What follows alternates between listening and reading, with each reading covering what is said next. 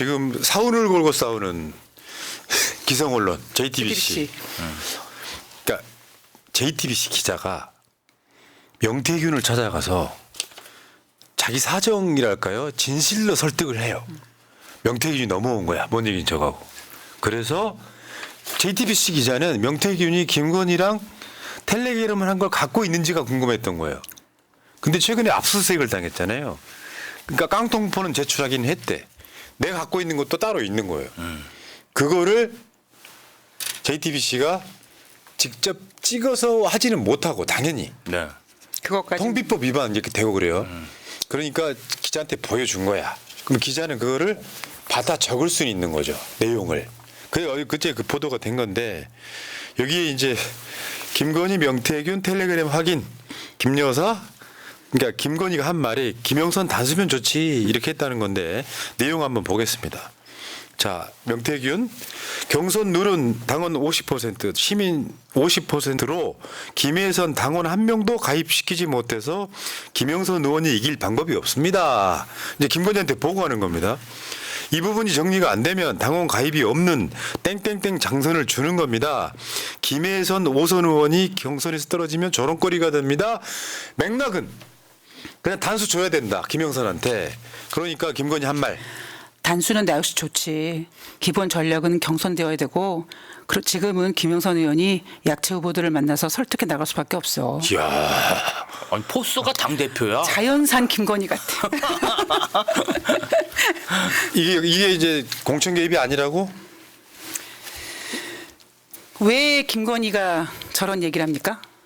그거는 명태균한테 빚진 게 있기 때문에 그런 거죠. 명태균은 김영선을 무조건 공천을 줘야 되는 입장이라서 그 과정이 있었던 거예요. 근데 저는 이게 이제 한동훈 비대위 체제가 되면서 막혔다라고 생각을 하고요. 여기 관련해서 또 하나 또 있는 게 윤석열이가요. 검찰총장 그만두고 대선 주자로 뛸 때 이준석이 당대표였잖아요. 네. 그렇죠. 그 당대표였던 이준석이가 윤석열을 입당을 권유하려고 만나는 자리. 네. 거기에는 명태균하고 김건희가 있었더라 이런 보도가 또 나온 거예요. 그리고 만난 장소는 코바나 컨텐츠였고요. 명태균이 둘 사이에 신뢰할 수 있는 완전 특사. 저는 그렇게 보거든요. 둘이 정말 신뢰하는 사람. 그러니까 윤석열이가 명태균을 명박사라고 불렀대.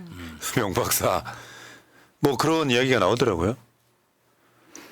그러니까 국민의힘 당대표 이준석이 윤석열을 영입하기 위해서 둘이 만나는 거는 어떤 그림이 될 수 있으나 김건희는 그 자리에 왜 껴야 되고 그다음에 명박사는 거기 왜 껴야 되는지 알 수가 없고 왜 장소는 코바나 컨텐츠였고 있는지 모르겠고요.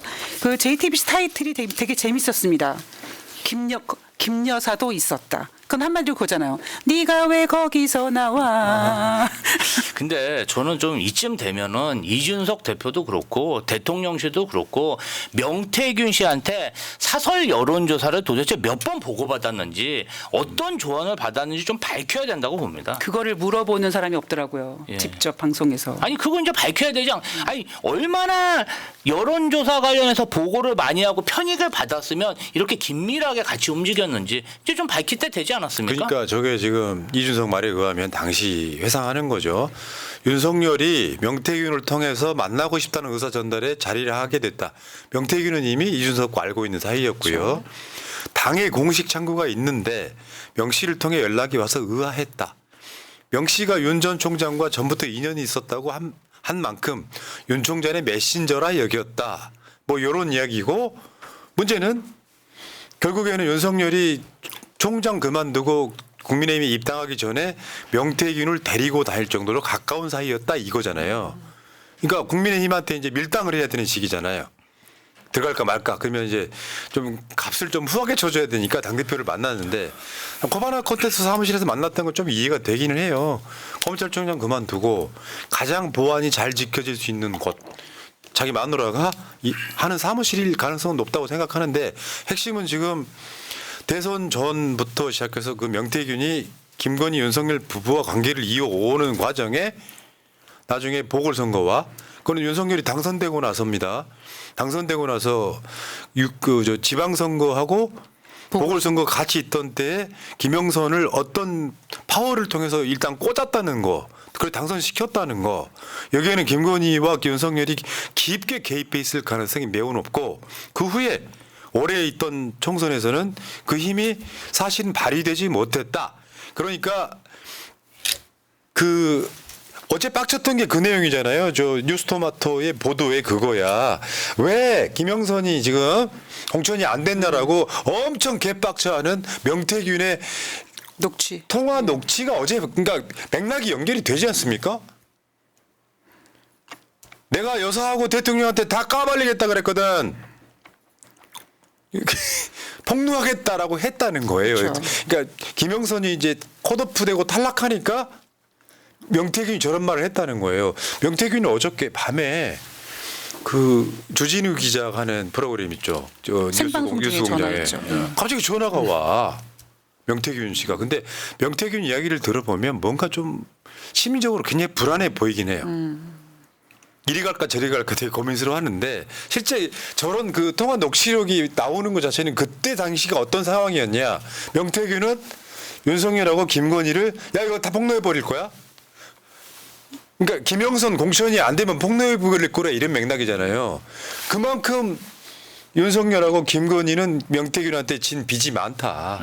그러니까 취임식에도 초대할 정도의 상황인 거잖아요. 그렇습니다. 결국 바보 하나를 지금 대통령을 만들어서 아주 뭔가 핵심을 다 빼먹고 있는 누군가가 있습니다. 이분이신 것 같습니다.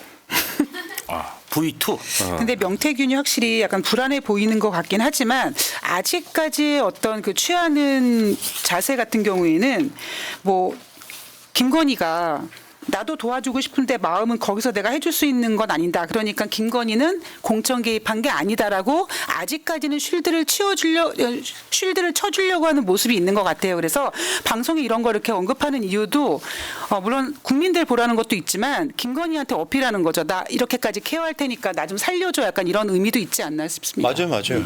그게 양다리 걸쳤다고 하는 거예요. 어느 쪽으로 갈지 나를 지켜줄 쪽으로 가겠다 이런 양다리가 있어 보이는데 이렇게 되면은 제가 봤을 땐 그래요. 윤석열이나 김건희가 뭐 명태균을 어떻게 챙겨주기가 좀 애매한 상황이 지금 걸려 있다. 작년 12월 달에 선관위에서 김영선, 명태균 씨를 고발했고 올 6월 달에 검찰 조사가 있었는데 지금 이 시점에 검찰에서 김영선, 명태균 씨 그리고 제보자 이 씨를 덮쳐가지고 압수수색한 이유가 뭐겠습니까? 저는 무언의 경고라고 생각합니다. 더 이상 보이면 가만히 있지 않겠다. 맞아요. 그거라고 보는데 저는 국정감사 다음 주부터 시작되는 국정감사가 겁나게 기대가 돼요. 그러니까 저는 명태균 이슈도 이슈지만 요즘에 워낙 이슈가 많다 보니까 우리가 흔들리지 않는 중심을 코어를 좀 잡아야 될 것 같습니다. 그러니까 아무리 명태균이 김건희가 나는 도와주고 싶은데 뭐 그럴 힘이 없어라고 얘기했지만 김건희는 명태균과 이런 대화를 나눠서도 안 되는 거였고 그러니까 무조건 김건희의 공천 개입 이 부분을 우리가 정확히 짚고 가야 될 것 같습니다. 그럼 탄핵이죠. 누가 보면 그 김건희 여사 답변 보면요. 국민의힘 당대표가 한동훈이 아니라 김건희 여사 같아요. 나는 김영선이 좋지. 근데 경선해야 돼 공정하게. 그럼 뭐 당대표 아닙니까? 당대표나 그런 얘기 할 수 있는 거예요. 여러분 그 김건희 기저 효과라는 게 있어요. 김건희가 김건희 했네. 윤석열이 했네처럼 별 기대가 없고 원래 그런 애니까 생각할 수 있지만 이거요 민주당 공천하는데 김혜경 여사가 저런 워딩 썼다고 생각해봐. 그렇죠. 아니 뭐 예를 들면 문재인 대통령 때 누가 김정숙 여사님한테 이렇게 약간 이제 좀 부탁할게요라고 얘기하면 김정숙 여사님이 뭐라고 했겠습니까? 아 그건 저한테 이런 말씀하시면 안 됩니다라고 하는 게 정상 아닙니까? 내가 도와주고 싶은데 힘이 없다 이런 얘기는 말이 안 되는 거죠. 사실 이 내용이 있는 거 이 내용만 있는 게 아니라 더 많은 내용이 있지만 어쨌든 명태균은 지금 김건희 케어하려고 이것만 밝혔지만 말이 안 되는 공천 개입을 한 거죠. 그러니까 이렇게 봐요. 이제 한동훈과 관계가 틀어지기 전에 이따 한동훈 이야기 따로 하겠습니다만 틀어지기 전에는 이런 거지. 왜 대통령이 당선되잖아요. 당선되는 순간 사실은 국민의힘의 모든 시스템은 윤석열 눈치만 볼 거 아니에요. 네. 그 서슬이 퍼를 때 내가 꽂아놓고 싶은 사람을 상당수 꽂았다고 보는 게 맞아요. 그게 맞죠. 그런데 그게 윤석열의 뜻이라기보다는 김건희가 김건희 다 뜻이. 주도적으로 움직였다. 그러다 보니까 흔적 하나가 지금 밖으로 까발려진 게 명태균이라고 보시면 맞을 것 같아요. 오늘 이준석이 인터뷰에서 그거를 인정하더라고요. 뭐 대통령 내외에 대해서 많이 이렇게 거론하는 인사에 대해서는 자기는 대통령 내와 통화해서 확인했다. 결국은 공천 대상자들에 대해서 그 대통령 당선인 내외와 의논을 했다. 이 얘기를 시인한 거거든요. 그럼 22년대 확실히 영향력이 있었겠죠. 네. 그러니까 그런 것들이 지금 그 버릇이 그대로 남아있는. 왜 코바나 콘텐츠 사무실에는 관저로 들어가지 않은 김건희가 최재형 목사 등에게 뭘 받았을까요? 이따가 김건희 이야기 쭉 계속 한번 해볼게요. 자, 그다음에 어제 검찰이 김건희 최재형 목사 모두 무혐의 낸 사건. 저는 이거 여러분 그냥 대한민국 검찰이 검찰했네라는 식으로 표현하는 거는 안 된다고 생각하는 그렇죠. 사람이에요. 분노해야죠. 이 사건은 엄청난 사건이에요. 대한민국 역사에 사실은 검찰이 해체되는 사건이에요. 이게. 이 사건은 윤석열 정권이 완전히 무너지는 사건이에요. 두고 보세요. 계속 회자가 될 거예요. 이 사건 때문에 김건희든 윤석열이든 죄를 지었으면 대가를 받아야 되는 게 맞거든요. 근데 검찰이 원래 일을 안 해서 뭐 이재명 대표고 누구고 아무도 수사 안 하는 사람들이 이것도 안 했다 그러면 좀 나아요.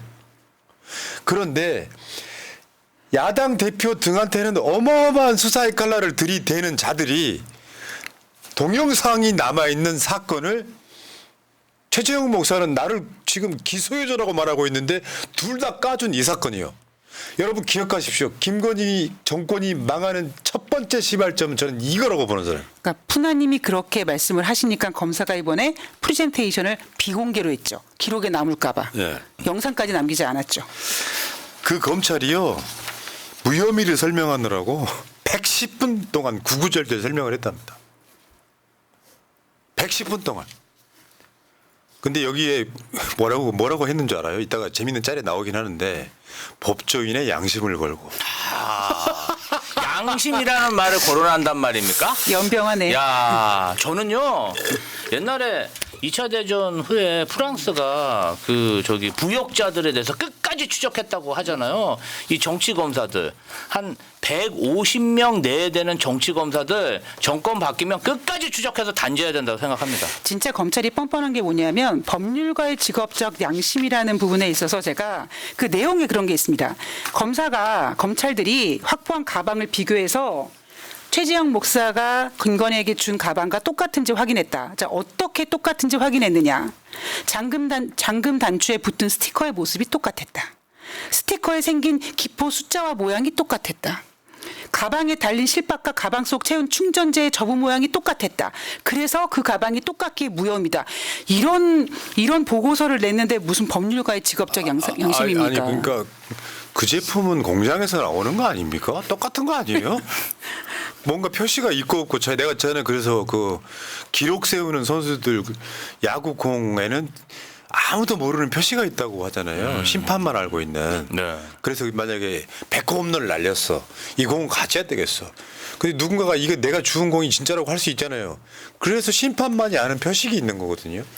최재형 목사는 지금 그런 부분에 있어서 내가 준 백이 아니다라고 이야기하고 그렇죠. 있잖아요. 보여주면 뭐 5초 안에 바로 확인할 수 있다. 좀 보여달라고 해도 보여주지 않지 않습니까? 그런데 무슨 검사가 양심 타령을 하고 앉아 있습니까? 자, 어쨌건 김건희는 지금 텔레그램이 계속 까이고 있고요. 아까 이명수 기자도 더 깔 게 있답니다. 거기 지금 제가 알고 있는 굉장히 많은 언론사들이 김건희 보도를 준비하고 있는 데다가 다음 주부터는 국정감사가 시작돼요. 국회의원도 사람입니다. 왜 이 이야기를 하냐면은 언론의 주목을 받는 걸 까발릴 수밖에 없어요. 지금 모든 척수가 국민들이 김건희 문제에 걸려 있단 말이에요. 어떤 경우가 있냐면 언론사들이 보도 못할 수 있는 것들 있잖아요. 국회의원실로 토스합니다. 법적인 책임을 안 지려고. 국회의원들은 법적인 책임을 면책받잖아요. 제보가 엄청 들어가겠죠 지금. 야, 기대가 되고요. 어쨌건 김건희 텔레그램은 존재했다. 이렇게 설명드리고. 자, 구자 형님, 귀에 걸면 귀걸이, 코에 걸면 코걸이라는 말 자체가 대한민국에서 사라지게 지금의 대한민국 검사들은 끝까지 추적해서 엄벌을 해야 합니다 하셨습니다. 맞습니다. 고무수에 쇠파이프 박아놨다님. 닉네임들이 너무 거칠어져. 10월이네요. 뭔 말인지 아시죠? 주 없어요. 관뚜껑도 데리고 가면 땡큐고. 관뚜껑 파는 회사 주식을 사야 하나요? 보람 PD 상조 주식을 사야 하나요? 잊혀진 계절 10월의 마지막 밤이 다시 히트되길 간절히 기원합니다. 그러네. 지금도 기억하고 있어요. 김건희 명품 백을. 자, 여기까지 하겠습니다.